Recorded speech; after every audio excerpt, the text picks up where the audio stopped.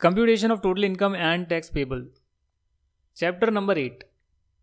समझाने का कुछ नहीं है, सिर्फ क्वेश्चन आंसर्स करने हैं। यानी अभी तक हमने पढ़ा कि आपका अगर सैलरी हेड से इनकम आएगी तो कैसे करेंगे, हाउस प्रॉपर्टी से आएगा तो कैसे करेंगे, कैपिटल गेन से आएगा तो कैसे करेंगे, अदर सोर्सेज से आएगा कैसे करेंगे, पीजीपी से आएगा तो कैसे करेंगे, रेजिडेंशियल स्टेटस कैसे निकालेंगे, डिडक्शन जो है कितनी कितनी लेंगे, सारी चीज़ें एक साथ मिले तब क्या करेंगे, हवन करेंगे हवन करेंगे हवन करेंगे। यही तो करेंगे और क्या करेंगे। क्योंकि स्टूडेंट बोलते हैं सर यही क्वेश्चन नहीं समझ में आ रहा जिसमें सारे के सारे प्रोविजन आते हैं। मैं ये कहता हूं कि जो भी क्वेश्चन आपके पास आया है उसमें से आप अलग अलग कर लो, भैया सैलरी का पोर्शन कितना है, हाउस प्रॉपर्टी का कितना है, कैपिटल गेन का कितना है, पीजीपी अदर सोर्सेज का कितना है और कौन कौन से चैप्टर से आया है। हर चैप्टर के हिसाब से इंडिविजुअली सॉल्व कर दो और टोटल कर दिखा दो। वैसे आपको मैंने बताया नहीं, हमने ये ऑलरेडी इंट्रोडक्शन में कर लिया है। ये देखिए कैसे आपकी जो है टोटल इनकम निकलती है, किस रेट पर टैक्स लगता है, वो सारी चीज़ें हम कर चुके हैं। स्लैब रेट क्या होती है, स्पेशल रेट पर टैक्स लगता है वो क्या होता है, एएमटी क्या होता है, अल्टरनेट मिनिमम टैक्स, वो सारी चीज़ें हमने कर ली है। अब यहाँ पर कोई इलस्ट्रेशन है ही नहीं, सारा का सारा जो है एक्सरसाइज पोर्शन में गिवन है और सिर्फ 11 इलस्ट्रेशन गिवन है। वो 11 इलस्ट्रेशन करवाने के बाद आपके स्टडी मटेरियल के सारे ही क्वेश्चन और इलस्ट्रेशन कंप्लीट हो जाएंगे, एक भी नहीं बचेगा। 100% हम कर लेंगे सारे क्वेश्चन सारे इलस्ट्रेशन। जिसके बाद मैं आपसे रिक्वेस्ट करता हूँ कि ये चैप्टर तो खैर करना ही है, वेरी वेरी इंपॉर्टेंट है, एग्जाम में आ सकता है यहाँ से। उसके बाद जो है आप आरटीपी प्रैक्टिस करेंगे। मुझे टाइम मिलेगा तो मैं भी डालूंगा और टाइम नहीं मिलेगा तो आप खुद प्रैक्टिस करेंगे। डाउट आएगा तो मुझसे पूछेंगे ना, वही तो वैल्यू एडिशन है कि आपने ट्राई किया, नहीं समझ में आया तो आपने पूछा ये कैसे हुआ है। सारा के सारे प्रोविजन कर लिए, वो तो हो ही चुका है कोर्स कंप्लीट। सभी क्वेश्चंस कर लिए, ठीक है। 11 क्वेश्चंस की और प्रैक्टिस कर रहे हैं जो बिल्कुल ही आपके जो टिपिकल क्वेश्चंस होते हैं 10-10 नंबर के आते हैं और सारे प्रोविजन इसमें एक साथ लगते हैं। तो आपको जो है आरटीपी प्रैक्टिस करनी है और साथ में जो है लर्न जब पर जो है मैं पूरे ग्रुप 1 का टेस्ट सीरीज मैंने लॉन्च कर दी है और कोशिश करूंगा कि वहाँ पर एमसीक्यू टेस्ट सीरीज के साथ आपकी जो है रिटन टेस्ट सीरीज भी मैं लॉन्च कर दूँ चैप्टर वाइज, या चैप्टर वाइज नहीं तो सेट 1 सेट 2 सेट 3 करके 3 सेट लॉन्च कर दूँ जिसमें 300 नंबर के क्वेश्चन होंगे, टिपिकल क्वेश्चंस होंगे। आप उनकी प्रैक्टिस करेंगे और वीडियो सॉल्यूशंस भी देखेंगे जिससे आपको अपनी गलतियों का पता लगेगा।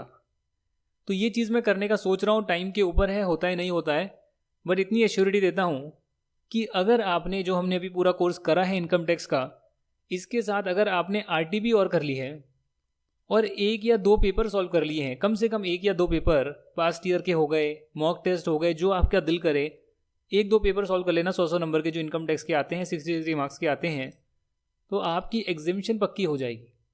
यानी 60 से 70 मार्क्स आपके पक्के हो जाएंगे क्योंकि प्रोविजंस आते हैं, स्टडी मटेरियल के क्वेश्चंस आते हैं, आरटीपी आपने देख ली है और 1 या 2 क्वेश्चंस आपने कर लिए हैं, प्रैक्टिस टेस्ट कर लिए हैं। अगर आपके प्रोविजंस पे और अच्छी कमांड है, बारीकी से अगर आप समझेंगे तो आप 70 से 80 या 80 से 90 तक पहुंच सकते हैं अगर लिखकर प्रैक्टिस भी करेंगे। बस मैं आपसे ये चाहता हूं कि आप आरटीपी जरूर करें, ट्राई खुद से ट्राई करें, चैप्टर की रिवीजन करें और उसके बाद आरटीपी का क्वेश्चन देखें उस चैप्टर का। पूरी बुक की रिवीजन हो गई तो एक मॉक टेस्ट पेपर सॉल्व कर लें। इतना ही करना है और कुछ नहीं करना है। एग्जामिशन तो पक्की है, 70s में मार्क्स तो पक्के हैं। हाँ, रिवीजन आपको करनी पड़ेगी 2 बार 3 बार 4 बार, जितनी बार करोगे उतना अच्छा रहेगा। 10-10 दिन के गैप में रिवीजन करो, 1-2 बार कम से कम रिवीजन कर लो। अभी कोर्स कंप्लीट हो रहा है तो सारा का सारा स्टार्टिंग टू एंड रिवाइज कर लो। उसके बाद महीने भर के बाद एक बार दोबारा रिवाइज कर लेना, फिर 1 महीने बाद दोबारा ट्राई कर लेना, 1-2 दिन निकाल कर, और 2 दिन सिर्फ इनकम टैक्स पढ़ना सुबह से शाम तक, अगले दिन भी कंटिन्यू करना। आपके सारे प्रोविजन 1 बार 2 बार जब आप रिवाइज कर लेंगे तो आपके दिमाग में बैठ जाएंगे।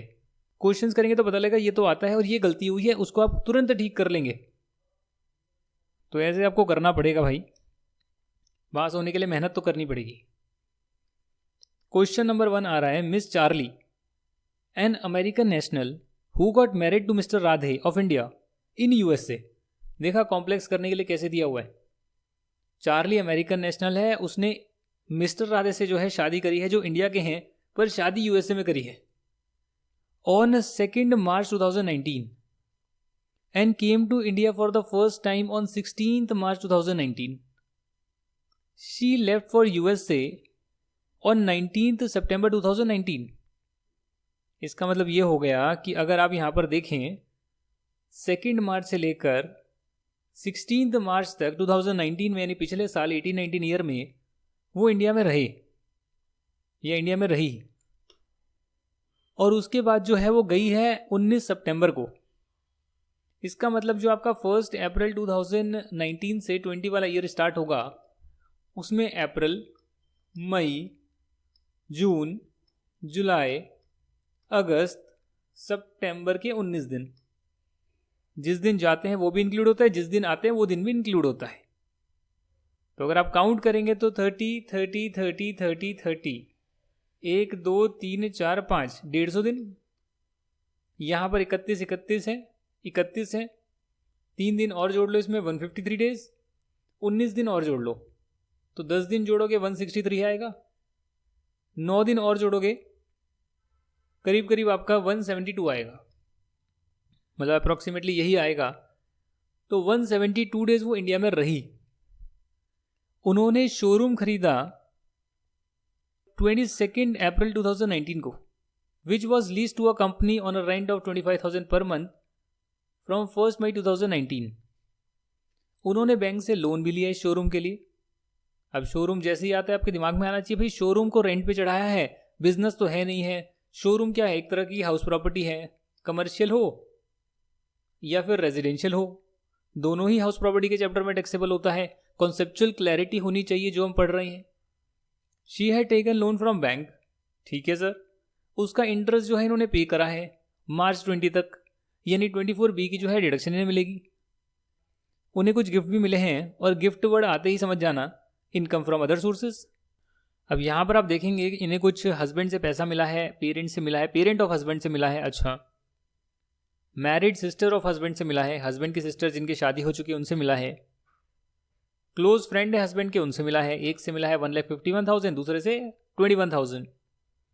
आपको उसका रेजिडेंशियल स्टेटस निकालना है, आपको उसकी टोटल इनकम निकालनी है chargeable to tax along with the amount of tax payable on such income for assessment year 2021।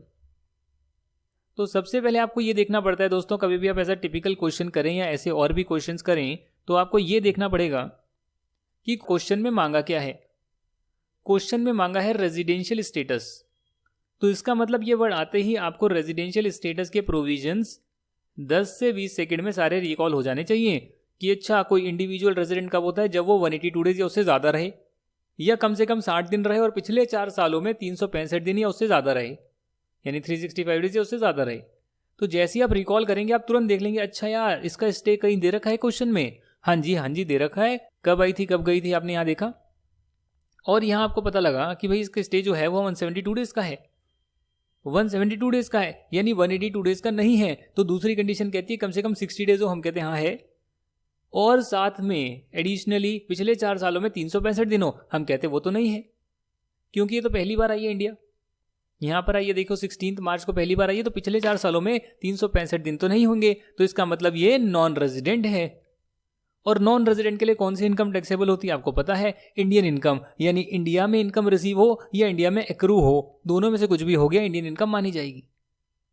Similarly आप क्वेश्चन में प्रोविजंस डालकर आएंगे और बताएंगे कि रेजिडेंशियल स्टेटस कैसे निकालते हैं, उसके हिसाब से जो इनका स्टे है वो कितना कितना है वो यहाँ आप दिखाएंगे। शायद ये दोबारा से भी आई है, हमने देखा नहीं, दोबारा से भी इंडिया आई है शायद।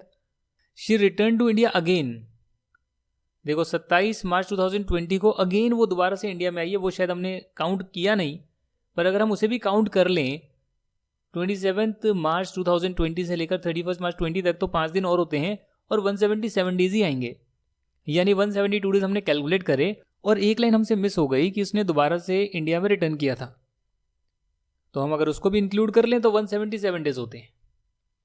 पिछले 4 सालों में तो 16 ही दिन होते हैं, क्योंकि वो इंडिया में पहली बार आई थी, तो इसका मतलब वो नॉन रेजिडेंट है और उसके लिए इंडियन इनकम टैक्सेबल होगी, ऐसे आप एक्सप्लेन करेंगे।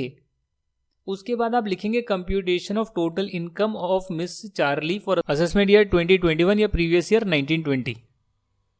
इनकम फ्रॉम हाउस प्रॉपर्टी आपको पता है 25,000 का रेंटल आ रहा है और मई से जो है आ रहा है। यहाँ पर ग्रॉस एनुअल वैल्यू के लिए मुझे नहीं लगता कि कोई म्यूनसिपल वैल्यू वगैरह कुछ दे रखी है, तो यहाँ पर देखेंगे अगर आप नोट दे रखा है यहाँ पर actual rent receive has been taken as gross annual value in the absence of any other information. तो सीधी सीधी बात है भैया, कुछ इन्फॉर्मेशन है नहीं, म्यूनसिपल वैल्यू क्या होगी और चीज़ें कुछ गिवन नहीं है। तो यहाँ पर जो मई से लेकर मार्च तक का जो रेंट निकला है उसी को ग्रॉस एनुअल वैल्यू मान लिया है, जिसमें से म्यूनसिपल टैक्सेस माइनस होते हैं, इन्फॉर्मेशन गिवन नहीं है उसकी। डिडक्शन आप 30% माइनस करते हैं आंख बंद करके सीधा सीधा, और इंटरेस्ट आप माइनस कर सकते हैं जो भी आपने लोन का दिया है, जो क्वेश्चन में ही गिवन है 97,500। ऐसे आपने हाउस प्रॉपर्टी की इनकम कैलकुलेट करी है, तो यानी कि हाउस प्रॉपर्टी का चैप्टर भी आपको आना चाहिए, रेजिडेंशियल स्टेटस भी आपको आना चाहिए, और उसके बाद जब आप गिफ्ट की बात करते हैं तो गिफ्ट में भी आप देखेंगे, अच्छा सेक्शन 56 सबसेक्शन 2 क्लॉज 10 के प्रोविजन कहते हैं कि अगर आपको 50,000 से ऊपर का गिफ्ट मिलता है साल में तो पूरा पूरा टैक्सेबल होता है, पर रिलेटिव से मिलता है तो टैक्सेबल नहीं होता है। जैसे यहाँ इनको रिलेटिव से मिला है दो गिफ्ट इन्हें रिलेटिव से मिले हैं, हस्बैंड के पेरेंट्स यानी उनके कौन हो गए, ससुर हो गए, सास ससुर हो गए, रिलेटिव की डेफिनेशन में आते हैं, कोई टैक्स नहीं लगेगा। आपके हस्बैंड की सिस्टर हो गई, आपके लिए रिलेटिव में आती है, नहीं लगेगा टैक्स। हालांकि जो हस्बैंड के फ्रेंड है वो रिलेटिव में नहीं आते, टोटल अमाउंट 50,000 से ज़्यादा का है तो पूरा पूरा टैक्सेबल होगा इनकम फ्रॉम अदर सोर्सेज में। ऐसे आपकी टोटल इनकम निकल कर आ गई। अब जो है इस बार आपको टैक्स निकालना है, तो टैक्स निकालने की अलग टेबल आप बनाएंगे और उसमें दिखाएंगे, देखिए इनकी जो टोटल इनकम है इस पे जो है हमने टैक्स कैलकुलेट किया है, हमने हेल्थ एंड एजुकेशन सेस भी जोड़ा है और ये इनका टैक्स आया है। मतलब 2.5 लाख तक तो कुछ आएगा नहीं, 2.5 लाख से ऊपर 17,000 बना है, 17,000 बना है ना। 17,000 का क्या होता है 5%, 850 रुपये होता होगा मेरे हिसाब से, इतना ही कुछ बनेगा, 850 बनेगा, उस पर हेल्थ एंड एजुकेशन सेस जोड़ दिया और टोटल टैक्स पेबल आ गया है। सर एक बात बताइए, रिबेट क्यों नहीं मिली? तो रिबेट तो रेजिडेंट को मिलती है ना, ये तो नॉन रेजिडेंट है। ओ माय गॉड्स, ऐसा भी है क्या? अब देखो यहाँ पर आप सर्च करो, यहाँ पर रिबेट लिखो, यहाँ पर आप अपने मटेरियल में, और थोड़ा बहुत पढ़ा भी करें, यहाँ लिखा भी हुआ है, क्योंकि वो नॉन रेजिडेंट, इसके लिए रिबेट नहीं मिलेगी। तो अगर एक क्वेश्चन आया तो आपने देखा कितनी कितनी आपके प्रोविजंस लगे, कितना दिमाग लग रहा है आपका। मैं तो आपको करवाने के लिए ऐसे करवा देता, अच्छा बस इसमें ये देखो नॉन रेजिडेंट है, ये इनकम टैक्सेबल होगी, काम खत्म। पर यहाँ पर मैं जानबूझ के जो है अटेंशन देना चाहता हूँ एक एक चीज़ को, क्योंकि अब आपका कोर्स कंप्लीट हो गया है and now I want you to become successful chartered accountants. You should clear your examination, जो कि एक पार्ट होता है, बहुत छोटा सा पार्ट होता है, पर सक्सेसफुल चार्टर्ड अकाउंटेंट्स बनने के लिए आपको बारीकी से एक एक चीज़ को नोट करना पड़ेगा। आपको देखना पड़ेगा कि हाँ ये सारे जो नोट्स हैं मुझे पेपर में लिखकर आने हैं, एडिशनल नोट्स।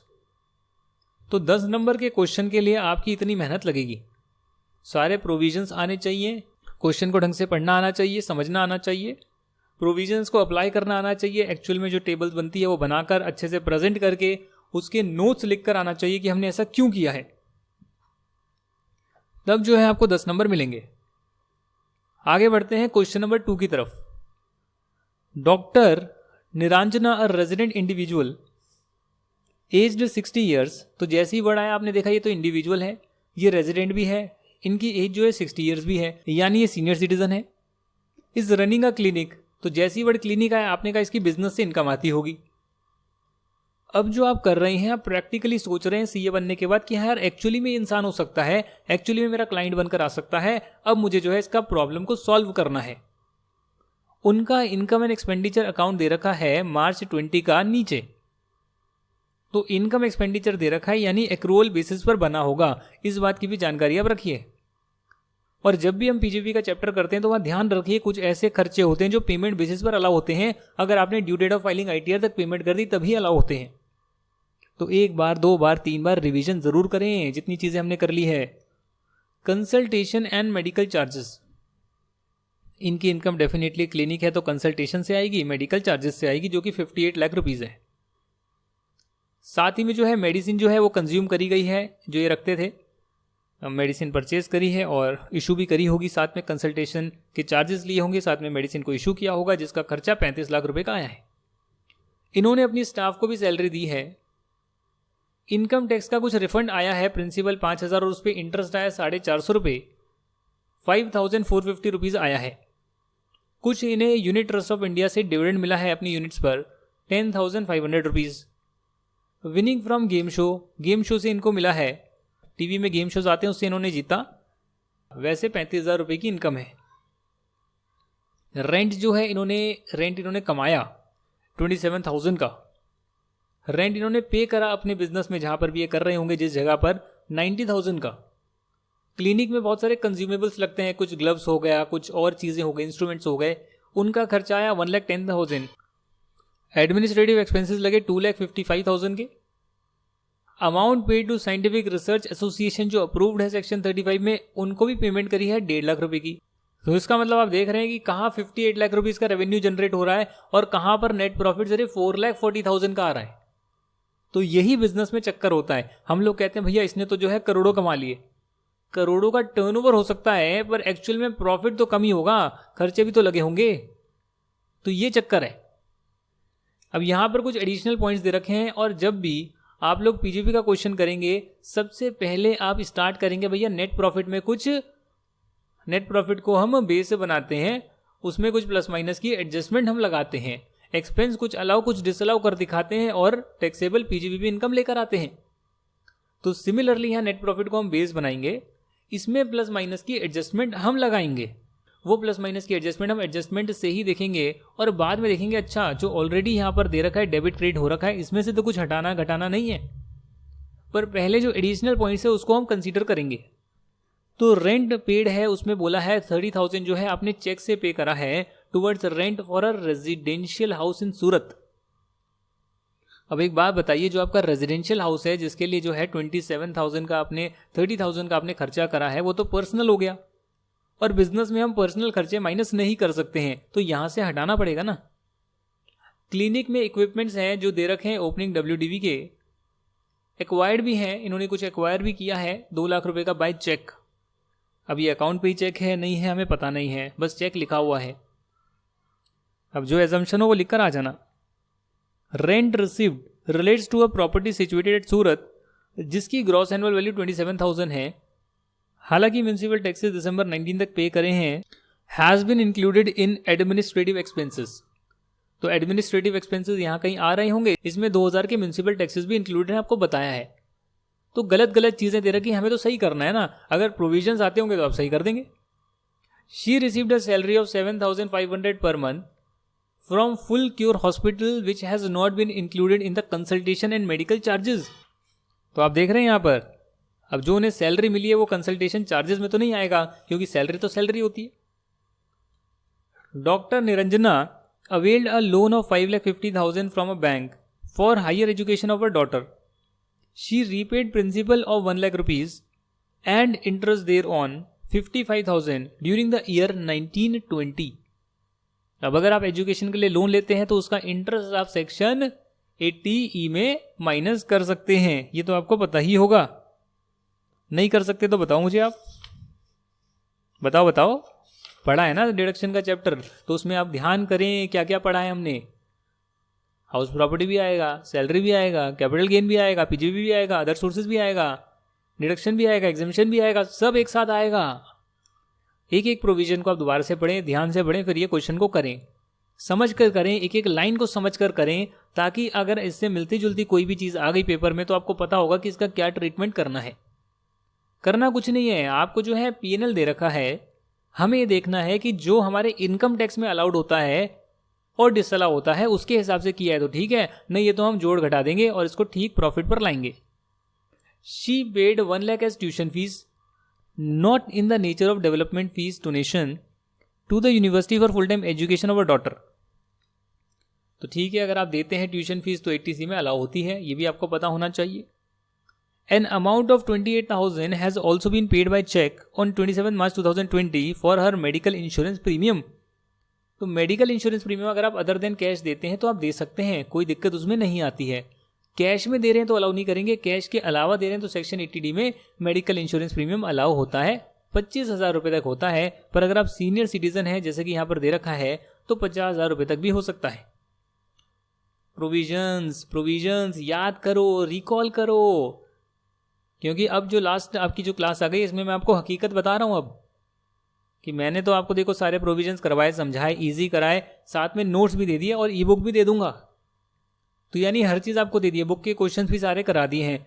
पर अगर आप रिवीजन नहीं करेंगे और फिर एक बार खुद से ट्राई नहीं करेंगे तो तब तक कोई बेनिफिट आपको नहीं मिलेगा इन क्लासेस का।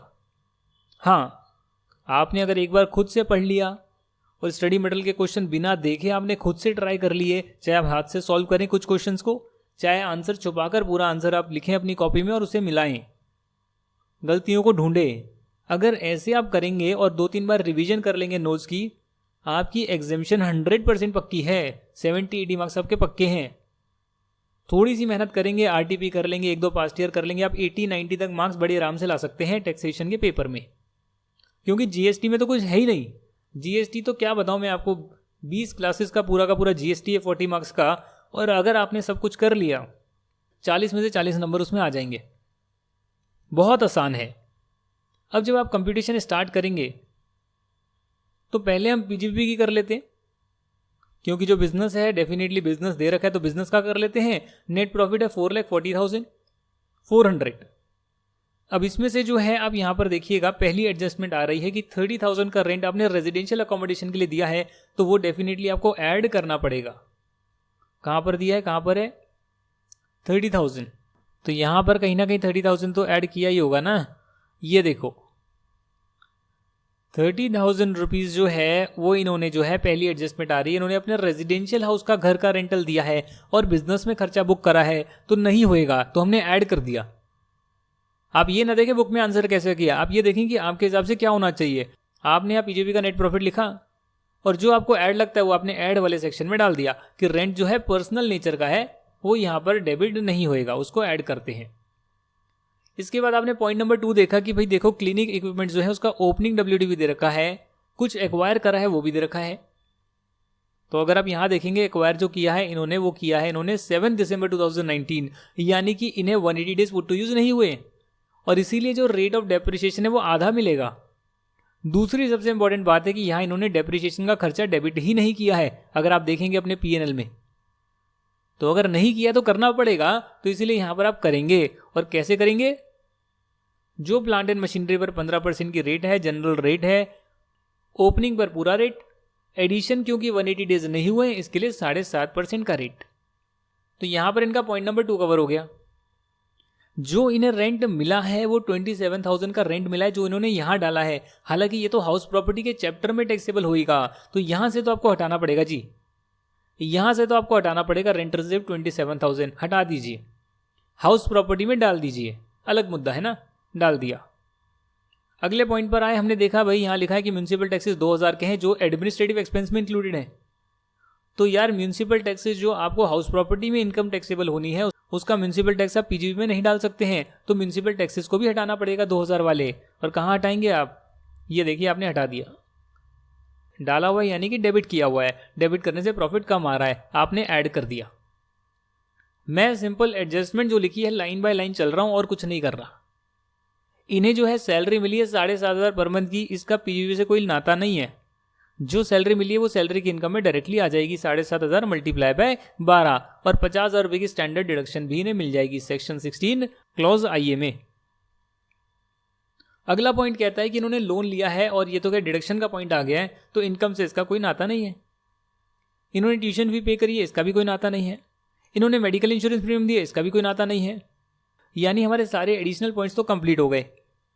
उसके बाद अब हम क्या देखेंगे, उसके बाद हम देखेंगे जो यहाँ पर चीज़ें डली हुई है क्या उसमें से कुछ हटना चाहिए क्या। तो डेफिनेटली यहाँ पर आप देखेंगे विनिंग है, अदर सोर्सेज की इनकम है, यहाँ तो नहीं आएगी। डिविडेंड है, ये भी अदर सोर्सेज में जाएगा, यहाँ नहीं आएगा, तो यहाँ से आपको हटाना पड़ेगा। यानी जो इनकम मानी हुई है उस इनकम को यहाँ से हटाना पड़ेगा, क्योंकि इस हेड की नहीं है, किसी और हेड की इनकम है। तो आप क्या करेंगे, यहाँ पर लेस कर देंगे, यहाँ पर आप लेस कर देंगे। और जो इनकम टैक्स रिफंड आया है, डेफिनेटली इनकम टैक्स का रिफंड जो है वो आपकी इनकम नहीं होता है। जैसे आप इनकम टैक्स को माइनस नहीं कर सकते हैं पीजीपी में, वैसे इनकम टैक्स रिफंड को भी आप क्रेडिट नहीं कर सकते हैं। पर रिफंड के ऊपर का जो इंटरेस्ट है वो डेफिनेटली आपकी इनकम माना जाएगा, क्योंकि वो रिफंड नहीं है, वो रिफंड का इंटरेस्ट है। पहले तो आप पूरा का पूरा जो इनकम टैक्स का रिफंड आया इंटरेस्ट के साथ सूद समेत आप यहाँ पर माइनस कर देंगे, क्योंकि ये आपकी इनकम है नहीं। इसका जो इंटरेस्ट पोर्शन है वो आपकी इनकम है, इसका इंटरेस्ट पोर्शन आपकी इनकम है, और वो आप यहाँ पर अदर सोर्सेज में टैक्सेबल भी करेंगे।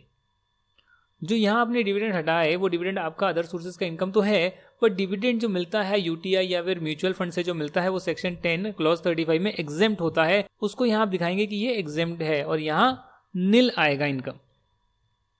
गेम शोज है उससे विनिंग आई है, 35,000 रुपीज की विनिंग आई है। यहाँ पर क्या दे रखा है देखेंगे आप, 35,000 की जो है विनिंग है, इसमें जो है नेट ऑफ टीडीएस है। अच्छा, इसका मतलब ये था, ओहो, इसका मतलब ये है कि 15,000 टीडीएस काटने के बाद 35,000 आया है। तो पहले तो आपने यहां पर हटा दिया क्योंकि अदर सोर्सेज की इनकम है, और अदर सोर्सेज में आपने पूरी इनकम को इंक्लूड करा है, यानी 35,000 का जो मिला आपको, 15,000 का जो टीडीएस कटा, तो ग्रॉस इनकम तो आपकी 50,000 है ना, ग्रॉस इनकम तो आपकी 50,000 है, तो आप पूरा ऐड करेंगे।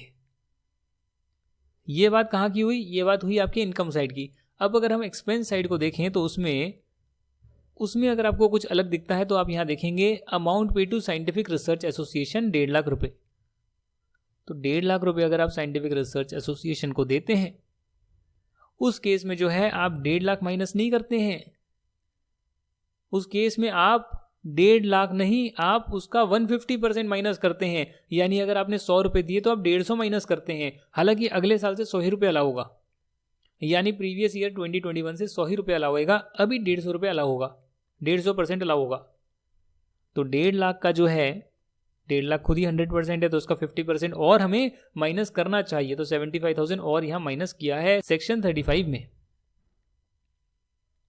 अब आप देखेंगे हमने सारी लगभग एडजस्टमेंट कर ली है, लेस जो करना था वो भी कर दिया, ऐड जो करना था वो भी कर दिया है। अब आपकी पीजीपी की इनकम आ गई है, प्लस माइनस की एडजस्टमेंट लगाकर खत्म कर दिया काम। अदर सोर्सेज भी साथ में कंप्लीट हो गया, सैलरी भी हमने कर लिया साथ साथ में। बचा इनकम फ्रॉम हाउस प्रॉपर्टी, तो भैया 27,000 का आपका रेंटल है, म्यूनिसिपल टैक्सेस आपने पे करे हैं तो आप उसको माइनस कर लेंगे, 30% आप माइनस करेंगे डिडक्शन के रूप में, और ये आपकी हाउस प्रॉपर्टी की इनकम आ जाएगी। तो हाउस प्रॉपर्टी की भी आ गई, पीजीबी की आ गई, अदर सोर्सेज की भी आ गई, ग्रॉस टोटल इनकम आ गई है। इसमें से हम डिडक्शन लेंगे जो ट्यूशन फीस पे करी है 1 लाख रुपए की 80C में, और मेडिकल इंश्योरेंस प्रीमियम जो है वो 28,000 का आप माइनस करेंगे, और सेक्शन 80E जो है वो यहाँ पर आप माइनस करेंगे। तो ऐसे कर कर जो है आपकी टोटल डिडक्शन आ जाएगी, जो कि बिल्कुल ठीक है ना भाई। 80C में जो है 1.5 लाख से ज़्यादा नहीं ले सकते तो 1 लाख ली है, 80D में जो है 50,000 तक ले सकते हैं तो इन्होंने 28,000 लिया है, 80E में कोई लिमिट नहीं होती, आप ले सकते हैं, और इन्होंने जो इंटरेस्ट है वो ले लिया है डिडक्शन के रूप में।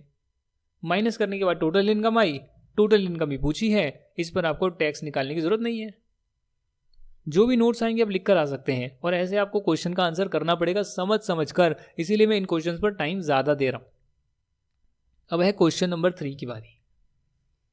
मुझे लगता है 2 क्लासेस लगेगी कंप्यूटेशन ऑफ टोटल इनकम की, क्योंकि एक क्लास जो है बहुत लंबी हो जाएगी, बहुत लंबी हो जाएगी। आज जो है मैं क्वेश्चन 3 कराऊंगा, क्वेश्चन 4 करा दूंगा आपको, 3rd और 4th क्वेश्चन के बाद बाकी जो है नेक्स्ट क्लास में कराऊंगा। Miss Purvi age 55 years is a chartered accountant in practice. बहुत अच्छी बात है भैया, इनकी सीए हो गई है। She maintains her accounts on cash basis. जैसे ही कैश बेसिस आया तो समझ लेना ये कैश बेसिस है, पेमेंट करी वहां पर, पैसा आया यहां पर। हर income and expenditure account for the year ended March 31, 2020 reads as follows: salary to staff, stipend to article assistant, incentive to article assistants. सही बात है ना सर, आर्टिकल जो है खर्चा है, पर बेचारों को कुछ पैसा देते नहीं है ये लोग। आर्टिकल असिस्टेंस, स्टाइपेंड दिया है, इंसेंटिव भी दिया, अच्छा अच्छी बात है, बहुत अच्छी है, नेक इंसान है ये। पूर्वी एक नेक दिल की महिला है, नेक दिल की औरत है, जो आर्टिकल को इंसेंटिव देती है। मैंने आज तक नहीं देखा आर्टिकल को इंसेंटिव मिलते हुए, इस भले मानक ने दिया है। फीस अर्न है ऑडिट की मिली है 27,88,000, टैक्सेशन की सर्विसेज मिली है 15,40,300, और कंसल्टेंसी की इन्हें मिली है service 12,70,000 rupees. Dividend on share of Indian companies जो है वो भी इन्हें मिला है 10,524 रुपीज का। आगे देखते हैं, ऑफिस का कुछ रेंट है, खर्चा है, प्रिंटिंग स्टेशनरी का खर्चा है, खर्चा है, खर्चा है, खर्चा है, खर्चा है, डाल दो सारे खर्चे, हमें मतलब नहीं, सारे डाल दो खर्चे। म्यूनिसिपल टैक्सेस इन्होंने अपनी हाउस प्रॉपर्टी का दिया है, ट्रैवलिंग एक्सपेंस है, रिपेयर मेंटेनेंस है, पेट्रोल है, कार का परचेज करी है, कार पूरा का पूरा कार को परचेज करा है, यहाँ पर डाल दिया है। तो कार नहीं आती भैया, उसका डेप्रिसिएशन आता है P&L में, मीटिंग सेमिनार कॉन्फ्रेंस करिए, उसका खर्चा डाल दिया है, सारे खर्चे यहाँ डाल दिए हैं। यहाँ पर जो है इनकम साइड पर कुछ यूनिट ट्रस्ट ऑफ इंडिया से इनकम आई है, कुछ ऑनोरेरियम रिसीव हुआ है, इनकम फ्रॉम अदर सोर्सेज में टैक्सेबल होती है। रेंट मिला है रेजिडेंशियल फ्लैट से, वो भी यहाँ पर डाल दिया है बिजनेस में, जो कि इन्हें नहीं करना चाहिए था। कुछ एडिशनल इन्फॉर्मेशन गिवन है, अगर आप ध्यान से पढ़ेंगे तो यहीं से मुझे अपना आंसर को स्टार्ट करना है। डेप्रिसिएशन की रेट है मोटर कार पर 15%, बताने के लिए शुक्रिया। Value of benefit received from client during the course of profession है 10,500। अगर आप बिजनेस करते हैं और क्लाइंट से कुछ आपको मिलता है, वो आपकी बिजनेस इनकम होती है नहीं होती? यहाँ पर बेनिफिट की वैल्यू दे रखी है, हालांकि यहाँ ऊपर नहीं डाला होगा क्योंकि कैश बेसिस पे बन रहा है, ये बेनिफिट है। इंसेंटिव दिया है आर्टिकल असिस्टेंट को, represent pay to article assistant for passing IPC exams at first attempt. तो अच्छी बात है यार। वैसे तो एग्जाम के बाद आप जो है ट्रेनिंग करते हैं, पर मान लेते हैं डायरेक्ट एंट्री स्कीम से बच्चे आए हैं, तो उनका इंटरमीडिएट लेवल जो है डायरेक्ट एंट्री के साथ क्लियर हुआ है और उन्हें साथ में इंसेंटिव मिला है। Repairs and maintenance of car include 2000 for the period 1 August 2019 to 30 September 2020 and a salary include 30,000 to a computer specialist in cash for assisting Miss Purvi in one professional assignment। अब ये देखिए, आप जो है salary में, यहाँ पर salary भी आ रहा है क्या? सैलरी तो नहीं आ रहा है कहीं पे। सैलरी टू स्टाफ, अच्छा, उसमें 30,000 ऐसी है जो एक कंप्यूटर स्पेशलिस्ट को दिए हैं in cash for assisting miss पूर्वी इन वन प्रोफेशनल असाइनमेंट। तो यार कैश में आप कैसे पे कर रहे हो? आप कैश में पेमेंट कर सकते हो क्या? Travelling expense include expenditure incurred on foreign tour 32,000 which was within the RBI norms. Medical insurance का प्रीमियम ये पे करते हैं। Health of dependent brother major son dependent on her amounts to 5,000 and 10,000 इन्होंने पैसा दिया है। इन्होंने 10,000 national saving certificate में पैसा डाला है। तो ये सारा काम जो है इन्होंने किया है। Compute the total income and tax payable of miss पूर्वी फॉर द असेसमेंट ईयर 2021। तो ये बात है sir. Computation of total income and tax liability of miss पूर्वी फॉर असेसमेंट ईयर 2021 आपको निकालना है। कैसे निकालेंगे? इस वाले क्वेश्चन में इन्होंने क्या किया है, इन्होंने एक वर्किंग नोट बनाया है हर हेड का और कहा है कि भैया वर्किंग नोट रेफर कर लो, कैसे ये इनकम हमने कैलकुलेट करी है। आप भी कर सकते हैं। सबसे पहले जो है पीजीबी से स्टार्ट करते हैं, वो सबसे इंपॉर्टेंट है। नेट प्रॉफिट गिवन है। अब यहाँ इन्होंने क्योंकि कैश में 10,000 रुपये से ज़्यादा का एक्सपेंडिचर कर दिया है, 30,000 रुपीज़ जो है सैलरी में इंक्लूडेड है, जो कैश में पेमेंट करी है, तो आपको एड बैक करना पड़ेगा। अलाउ नहीं होएगा। सेक्शन का रेफरेंस डालेंगे 40A सब सेक्शन 3। अमाउंट जो है इन्होंने पे करी है दोस्तों परचेज ऑफ कार के लिए, तो अमाउंट जो कार के लिए पे करी है वो कैपिटल एक्सपेंडिचर है, वो अलाउ नहीं होएगा। हालांकि उस पर डेप्रिसिएशन जरूर अलाउ होगा। तो जो कार का खर्चा है वो आपने ऐड कर दिया पूरा का पूरा कैपिटल एक्सपेंडिचर, और उस पर जो डेप्रिसिएशन है वो आपने माइनस कर दिया। करा नहीं करा? ये देखिए करा ना, 15% निकाल कर माइनस कर दिया। आपने रेजिडेंशियल फ्लैट है उसकी इनकम आपने यहां पर इंक्लूड कर दी है, रेंट रिसीव्ड। ये हाउस प्रॉपर्टी की इनकम में आएगा, पीजीपी की इनकम में नहीं आएगा। सिमिलरली उस फ्लैट का जो म्युनिसिपल टैक्सेस है वो भी यहां नहीं आएगा, वो भी यहां पर नहीं आएगा जी, नहीं आएगा जी, नहीं आएगा जी। 3,000 रुपीज का म्युनिसिपल टैक्सेस जो है वो भी आपने यहां पर हटा दिया है। हटाने का मतलब कि आपके पीएनएल में एक्सपेंस के रूप में डाला हुआ था, आपने उसको हटा दिया। पीएनएल में इनकम के रूप में 85,600 का रेंट डाला हुआ था, आपने हटा दिया।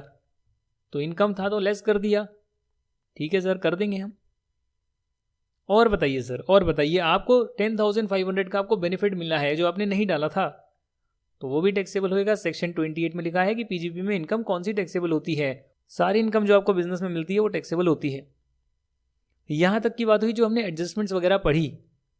अब अगर आप यहां देखेंगे ऑनोरेरियम मिल रहा है, यूटीआई से इनकम आ रही है, साथ में आप देखेंगे डिविडेंड मिल रहा है इंडियन कंपनी से, तो ये यहाँ पर टैक्सेबल नहीं होता जी, ये आपका अदर सोर्सेज में टैक्सेबल होता है। इसीलिए आप इसको यहाँ से हटा देंगे और लेस कर देंगे। ये आपकी इनकम बिजनेस की नहीं है, ये आपकी इनकम बिजनेस की नहीं है, इनकम है बिजनेस की नहीं है, तो पीजीपी में हट जाएगी। जैसे ही आप ये एडजस्टमेंट करेंगे आपके पास पीजीपी की इनकम आ जाएगी। और अब ये जहाँ जानी चाहिए थी वहाँ आप डाल देंगे। भैया देखो, हाउस प्रॉपर्टी का रेंट मुझे मिला 85,600, म्यूनसिपल टैक्सेस मैंने कुछ पे करे, मैं माइनस करूंगा, नेट एनुअल वैल्यू से मैं डिडक्शन माइनस करूंगा 30% की, और कुछ इंटरेस्ट का मेरे को दिया नहीं है तो मैं कुछ माइनस करूंगा नहीं। ये मेरे पास आ गई हाउस प्रॉपर्टी की वैल्यू। हाउस प्रॉपर्टी से निकाल लिया आपने पीजीपी का निकाल लिया और वो आपने यहाँ पर डाल दिया। अदर सोर्सेज के लिए भी एक वर्किंग नोट दे रखा है। अदर सोर्सेज का जो है वर्किंग नोट नंबर 3 आ रहा है, जिसमें इंडियन कंपनी से डिविडेंड मिलता है, म्यूचुअल फंड से मिलता है, वो दोनों ही एग्जेम्प्ट होता है। हालांकि जो ऑनोरेरियम मिलता है for valuation of answer papers वो इनके लिए टैक्सेबल होता है। तो ऐसे कर आपने हर हेड की इनकम निकाली और हर हेड की इनकम को टोटल कर आपने कहा भैया ये मेरी ग्रॉस टोटल इनकम है जिसमें से मैं डिडक्शन ले सकता हूँ, और डिडक्शन कितनी लेंगे उसके एक अलग वर्किंग नोट में दिखा दिया है। डिडक्शन कितनी लेंगे आपने अलग वर्किंग नोट में दिखा दिया है कि जो नेशनल सेविंग सर्टिफिकेट में पैसा डाला है वो 80C में अलाउ होगा, और जो सेक्शन 80D है वो भी आपको अलाउ होगा। यहां दे रखा होगा ना मेडिकल प्रीमियम दिया है पर कैश में पे कर दिया, ये दिक्कत हो गई है। अलाउ होता पर कैश में अलाउ नहीं होता, अदर देन कैश में अलाउ होता है। तो यहां पर आप जो है अदर देन कैश में अलाउ करेंगे। यहां एज्यूम करा इन्होंने मोटर कार जो है 180 डेज से ज़्यादा यूज़ करी होगी, तो इन्होंने 15% रेट पर डेप्रिसिएशन चार्ज किया है। आप चाहते तो इसको मान लेते कि 180 डेज यूज़ नहीं हुआ है और आप इस पर आधी रेट पर डेप्रिसिएशन भी चार्ज कर सकते थे, ये आपका अल्टरनेट सॉल्यूशन बन जाता। तो ये डिडक्शंस जो है आप माइनस करेंगे और आपके पास सीधा सीधा टोटल इनकम आ जाएगी। टोटल इनकम अब क्या करेंगे, इसमें से निकाल दें भैया। स्लैब रेट आपको पता है, बच्चा निकाल सकता है, आप भी निकाल दें। इसका कितना कितना टैक्स बनेगा उसमें हेल्थ एंड एजुकेशन सेस जोड़कर राउंड ऑफ कर दिखा दे भैया, ये जो है इसको टैक्स देना पड़ सकता है। मिस पूर्वी का टैक्स आपने निकाल दिया, नोट्स लिख दिए, वर्किंग नोट्स बना दिए, काम आपका खत्म हो गया। क्वेश्चन 4 करा रहा हूं, आज का आखिरी क्वेश्चन। इसके बाद के जो क्वेश्चन है वो नेक्स्ट क्लास में होंगे, और ये 2 क्लास का आपका बन गया है, थोड़ा सा बड़ा हो गया है। Mister Y carries on his own business an analysis of his trading and profit and loss account for the year ended 31 March 2020 reveal the following information. कुछ इनका नेट प्रॉफिट आ रहा है, कुछ इनकी इनकम आ रही है, जैसे डिविडेंड हो गया, डिबेंचर का इंटरेस्ट हो गया, विनिंग फ्रॉम रिसीज हो गया। ये जो सारा का सारा है दोस्तों, ये सारा का सारा जो है अदर सोर्सेज का इनकम होता है। और यहां लिखा है कि ये पीएनएल में क्रेडिट किया हुआ है। क्रेडिट किया है तो इनका प्रॉफिट बढ़ा हुआ आ रहा होगा, आपको माइनस करके प्रॉफिट कम करना होगा, क्योंकि पीजीपीपी में नहीं आएगा, अदर सोर्सेज में जाएगा। मैं ये नहीं कह रहा ये इनकम नहीं है, इनकम हो सकती है, पर इस हेड की इनकम नहीं है तो यहां से निकालनी पड़ेगी, अलग हेड में डालनी पड़ेगी। It was found that some stock were omitted to be included in both the opening and closing stocks, the value of which were 8,000 opening है, 12,000 क्लोजिंग है। आपने इसको इंक्लूड ही नहीं किया है, तो सोच कर देखिए अगर ये ओपनिंग स्टॉक इंक्लूड होता तो पीएनएल में डेबिट साइड बढ़ जाती तो आप क्या करते, वो खर्चा हो जाता, माइनस करेंगे 8,000, और क्लोजिंग स्टॉक में अगर 12,000 और आ जाएंगे तो क्रेडिट साइड बढ़ जाएगी, यानी प्रॉफिट बढ़ जाएंगे, तो आप प्रॉफिट में प्लस करेंगे आप 12,000। इसका इंपैक्ट लेना पड़ेगा, क्योंकि आपने इसका इंपैक्ट नहीं लिया, पीएनएल में डालना भूल गए हैं। सोच कर देखिए अगर डलते तो पीएनएल में क्या इंपैक्ट आता, नेट प्रॉफिट बढ़ता है कम होता, वो आपको यहां पर करना पड़ेगा प्लस माइनस के रूप में। 1 lakh was debited in the profit and loss account being contribution to a university approved and notified under section 35(1) and 2। तो कोई बात नहीं, आपने 1 लाख जो है डाल दी, अच्छी बात है। 20,000 की सैलरी आपने ब्रदर को दी है, जो कि 2,500 रुपये से अनरीजनेबल है, तो अनरीजनेबल पोर्शन को आपको ऐड करना पड़ेगा, ये आप माइनस नहीं कर सकते हैं। कॉन्सेप्ट लग रहा है स्पेसिफाइड पर्सन को पेमेंट करते हैं, अपने रिश्तेदारों को पेमेंट करते हैं, तो ज़्यादा पेमेंट नहीं कर सकते हैं। एडवर्टाइजमेंट एक्सपेंस जो है उसमें 15 गिफ्ट पैकेट आए हैं ड्राई फ्रूट के, जिनकी 1,000 रुपये पर पैकेट की कॉस्ट है। प्रेजेंटेड टू इंपॉर्टेंट कस्टमर्स, तो अच्छी बात है ना, एडवर्टीजमेंट आपने करी है, करिए। टोटल एक्सपेंस ऑन कार है 78,000। Car was used both for business personal purpose, 3/4 जो है बिजनेस पर्पज के लिए यूज करी गई है। कार की कॉस्ट नहीं दे रखी, कार पर खर्चा जो हुआ वो दे रखा है। तो इसमें जो टोटल खर्चा है, इसमें टोटल आपने डेबिट किया होगा पीएनएल में, अगर डेबिट किया होगा तो 3/4 जो है वो आपका बिजनेस के लिए है, बाकी पर्सनल के लिए है, पर्सनल वाला डेबिट नहीं होएगा। मिसलेनियस एक्सपेंसेस उसमें 30,000 आ रहे हैं, ए एंड कंपनी को पे करा है, गुड्स ट्रांसपोर्ट ऑपरेटर है, कैश में पेमेंट करी है, और डिस्ट्रीब्यूशन ऑफ कंपनीज प्रोडक्ट के लिए पेमेंट करी है, तो ट्रांसपोर्ट ऑपरेटर को आप 35,000 तक कैश में पेमेंट कर सकते हैं। ये मैंने आपको पीजीबी के चैप्टर में कराया था। 55,000 का डेप्रिसिएशन डेबिट करा है, होना था 50,000 का, तो यहाँ पर आप एडजस्टमेंट कर देंगे। जो डेबिट करा है उसको ऐड कर देंगे, जो होना चाहिए उसको माइनस कर देंगे। 10,000 रुपीज़ का जो है बिजनेस से पैसा विड्रॉ किया है, इसका कोई मतलब नहीं है। और नेशनल सेविंग सर्टिफिकेट में आपने पैसा डाला है तो 80C की डिडक्शन आपको मिल सकती है। आइडेंटिफाई करना पड़ेगा कौन सी चीज़ कहाँ अलाउ होगी। अब अगर आप देखेंगे तो यहाँ बनाएंगे computation of profit and gains of business और प्रोफेशन। नेट प्रॉफिट है 11,20,000 क्वेश्चन में गिवन है, 11,20,000 क्वेश्चन में गिवन है। यहाँ पर आप एडिशन करेंगे expenses debited to P&L account but not allowable as deduction. Salary paid to brother disallowed to the extent considered unreasonable. तो ये आपको पता है भैया, जो आप स्पेसिफाइड पर्सन को अपने रिश्तेदारों को ज़्यादा पेमेंट करेंगे ज़्यादा वाली अलाउ नहीं होगी। मोटर कार का जो एक्सपेंस है 78,000 का डेबिट किया है, हालांकि 1/4 पर्सनल नेचर का है तो 1/4 वाले को ऐड करना पड़ेगा, अलाउ नहीं होएगा। आपने जो है डेप्रिसिएशन 55,000 का डाला हुआ है, अलाउ नहीं होएगा। 50,000 का होगा, जो इनकम टैक्स के हिसाब से निकाला है वो होगा, वो नीचे किया होगा ना माइनस। यहाँ पर देखिएगा 50,000 का डेप्रिसिएशन माइनस किया है, कहाँ किया है, कहीं ना कहीं तो किया होगा। ये रहा, यहाँ किया है, यहाँ किया है, यहाँ किया, वो दूसरे 50,000 है, नीचे किया है। ड्राइंग आपने माइनस कर दी तो ड्राइंग आपका पर्सनल खर्चा है। ड्राइंग का मतलब क्या है, बिजनेस से पैसा आपने अपने काम के लिए निकाला, उसको ड्राइंग बोलते हैं, अलाउ नहीं होगा सर। हाँ, मैं मान के चल रहा था एडिशनल इन्फॉर्मेशन है, एडिशनल इन्फॉर्मेशन है तो कुछ नहीं करते। अगर इंक्लूडेड है तो माइनस करेंगे ना, फिर पहले से इंक्लूडेड है मानकर माइनस करेंगे, अलाउ नहीं होगा। आपने इन्वेस्टमेंट करी है, नेशनल सेविंग सर्टिफिकेट में 80C की डिडक्शन मिलेगी, वो अच्छी बात है, पर यहाँ तो माइनस नहीं कर सकते। पीजीबी में थोड़ी ना माइनस करोगे आप, आपकी इन्वेस्टमेंट आप एक्सपेंस थोड़ी ना मान सकते हो, वो तो आपकी डिडक्शन आपको मिल जाती है, वो अलग बात है, पर बिजनेस का खर्चा थोड़ी ना है आपने जो इन्वेस्टमेंट करी है। आप यहाँ डेबिट क्यों कर रहे हैं, इसको आप एडबैक करेंगे। जो आपका क्लोजिंग स्टॉक है उसमें 12,000 नहीं डाले तो आप डालेंगे तो प्रॉफिट बढ़ेगा, और ओपनिंग स्टॉक में अगर आप 8,000 डालेंगे तो प्रॉफिट कम होएगा, तो प्लस माइनस की एडजस्टमेंट लगाकर आपने एडजस्टमेंट कर दी है। आपने जो है 1 लाख रुपए डाले हैं अप्रूव्ड इंस्टीट्यूशन में, वहां पर अभी फिलहाल इस साल जो है 150% का डिडक्शन मिलता है, आने वाले टाइम में जो है 100% का ही डिडक्शन मिलेगा। तो अभी जो है 100% डला हुआ था, 50% उसका और आपने डेबिट कर दिया है, क्योंकि आपके एक्ट में लिखा है कि 150% डिडक्शन मिलेगा। 100 डालोगे तो 150 माइनस कर पाओगे, यहां पर 100 ही माइनस किया हुआ था तो 50 और कर देंगे। अब बात करते हैं जो इनकम आपने क्रेडिट करी है।